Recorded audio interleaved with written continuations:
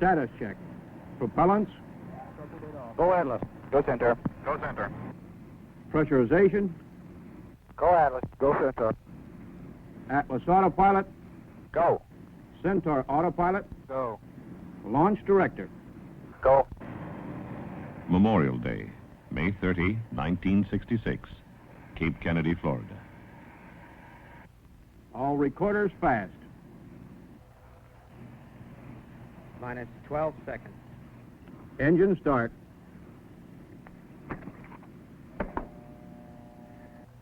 Minus 5, 4, 3, 2, 1. I release.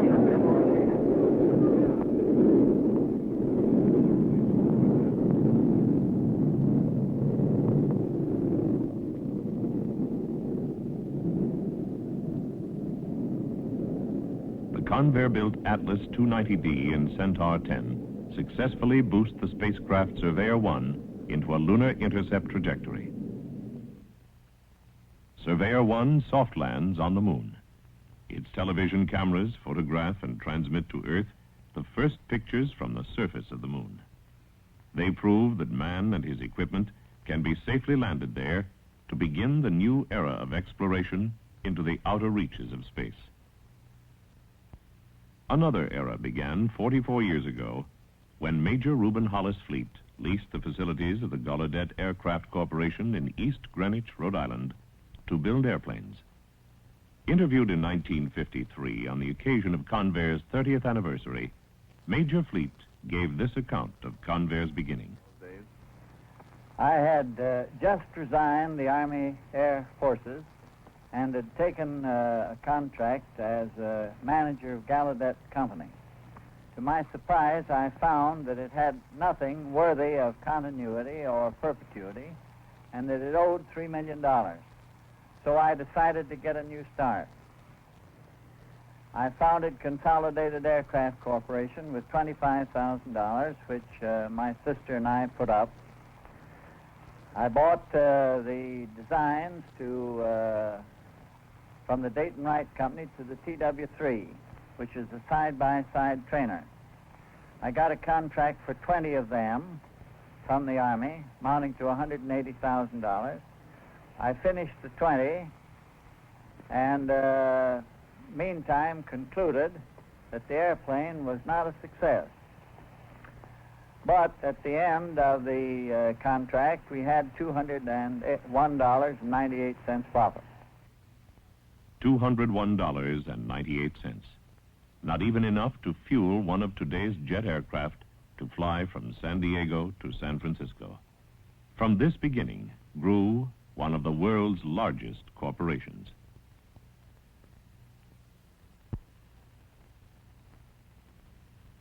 Typical of what we term American determination and drive, Major Fleet and his fledgling Consolidated Aircraft Corporation was to forge ahead and within a few short years outproduce the world in airframes of all types. Successful demonstration of the prototype of an improved trainer designated PT-1 resulted in a large order from the Army. Needing better facilities, Consolidated moved to Buffalo, New York in 1924, where production of the PT-1 and the Navy version NY-1 continued as their fame spread to 22 foreign nations.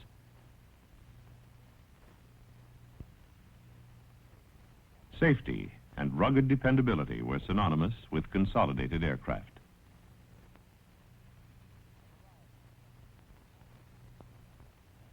A variety of land and water-based aircraft were to follow these early planes. The company's first flying boat, the PY-1 Admiral, from which later evolved the 32-passenger water-based Commodore. Later came the P-2Y series of flying boats.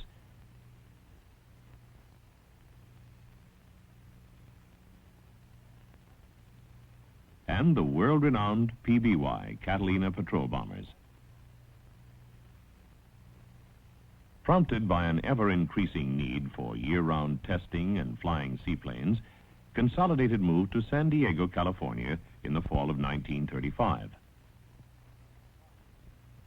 In San Diego, Consolidated prospered and was soon employing thousands of people. As war clouds loomed over Europe in 1939, the Air Force ordered a 4-engine heavy bomber. Designed and test-flown less than 9 months from the mock-up completion, the B-24 Liberator bomber was in its day considered to be one of the greatest pieces of machinery ever to be mass-produced. The earliest Liberators went into combat with the Royal Air Force of Great Britain. The LB-30s, as they were designated, were ferried to England by American pilots. During World War II, Liberators were the most numerous heavy bombers on all the battlefronts of the world. Over 18,000 were built. Of these, Convair built over 11,000. Cargo transport versions were the C-87 Liberator Express for the U.S. Army and the PB-4Y Privateer version for the Navy. As the demands of war dictated, numerous other aircraft designed for a variety of uses rolled off the Convair assembly lines. P-66 Pursuit, Valiant BT-13, PB-2Y Coronado, B-32 Dominator,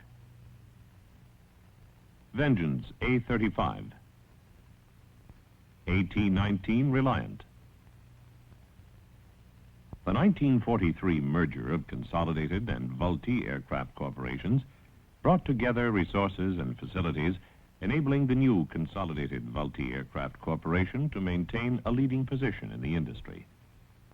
Emphasis on production of the B-24 and B-32 bombers temporarily delayed start of production of the world's largest bomber, the B-36, until late 1945. The giant B-36 planes were to evolve through various updating refinements as the big stick of the Strategic Air Command in maintaining the hard-won peace. It has been said that the B-36 was perhaps the greatest single deterrent to a World War III. Post-war requirements for military craft dwindled, but did not cease entirely. Convair developed a folding-wing single-engine liaison plane, the L-13. It was designed to get into and out of small areas for observation, communication, courier service, and many other uses not possible by larger, faster planes. The experimental XB-46 4-engine jet bomber and the world's largest cargo plane, XC-99, were introduced in 1947. This double-decked craft set cargo carrying records during the Korean conflict. Commercial airlines were to log billions of passenger miles on all 6 of the world's continents with the Convair liner 240. These twin-engine, 40-passenger pressurized transports were built for use by more than a dozen airlines for medium and short-range traffic. Military versions went into service with the United States Air Force. The T-29 Navigator bombardier trainers were dubbed flying classrooms. Practical training while airborne, using the same type of equipment installed on combat planes, was to aid the Air Force in more rapidly molding flight crews to combat readiness. Convair's long list of reliable products are important to aviation's progress. Of equal importance are the innovations and firsts it has contributed to the industry. Ideas projected toward the distant future provide added new dimensions to aeronautical technology. Convair was first in the air with a delta-wing aircraft, the XF-92A, a delta-wing single-engine jet fighter. Successful results of this research program in 1948 were to become the F-102 series of all-weather, round-the-clock interceptors for the United States Air Force. Follow-on advancements produced the F-106 series. Experience in the use of turboprop engines dates back to 1943, and the XP-81, the first American plane ever flown with a turboprop engine. A series of pioneering firsts succeeded this accomplishment. A 4-engine turboprop patrol seaplane, the XP-5Y. The Convair 240 Allison turboliner. the turboprop seaplane transport, R3Y Tradewind. A twin-engine military transport, the Air Force, YC-131C. The delta-wing turboprop vertical takeoff fighter, XFY-1, nicknamed Pogo. The YB-60, a swept-wing 8-turbojet engine super bomber for the Air Force.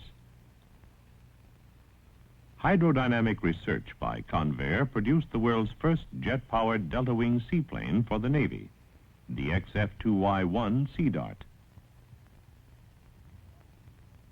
In 1954, Consolidated Vultee Aircraft Corporation passed into history. A merger with General Dynamics Corporation resulted in the name Convair, becoming the official title for the new division of General Dynamics. The V-2 rockets used by Germany during the closing days of World War II made evident the fact that rockets were no longer the novel playthings of small groups of experimenters. In 1945, under an Air Force contract known as Project MX-774, Convair began a study of ballistic missiles. Defense cutbacks in 1947 literally shelved the project, except for limited research conducted by Convair. In 1951, the Korean War resulted in increased defense appropriations. Convair was awarded a contract under Project MX-1593 to study the merits of ballistic and glide rockets. The ballistic approach was selected as the one with the most potential. Experience gained on MX-774 was put to the test, and the Atlas program was underway. In 1955, the new Atlas program, designated WS-107A1, was given the highest national defense priority. By 1957, astronautics had been formed as a division of Convair to produce the Atlas. New facilities were constructed in San Diego. Less than 5 years were required for the largest, most complex production, testing, and flight program ever undertaken for the Atlas to become America's first operational intercontinental ballistic missile. Even while the giant missile was in production as a weapon of defense, astronautics was already engaged in seeking to advance man's knowledge of space. The reliable, flight-proven Atlas has a long and enviable history of successful achievements for both the Air Force and the National Aeronautics and Space Administration. Atlas played a significant role in Project Mercury, boosting our first astronauts into Earth orbits. One after another, Atlas missions have launched Ranger, Mariner, the Orbiting Astronomical Observatory, the Orbiting Geophysical Observatory, Project Fire, Agena targets for Project Gemini, Centaur Surveyor. The list continues to grow, and no immediate end is in sight for the reliable space booster Atlas. Convair in 1951 activated its Pomona division to produce new types of aerial weapons for the United States Navy Bureau of Ordnance. Pilot models of Convair's Terrier were produced in San Diego. By late 1953, these surface-to-air guided missiles were in production at the new Pomona facility.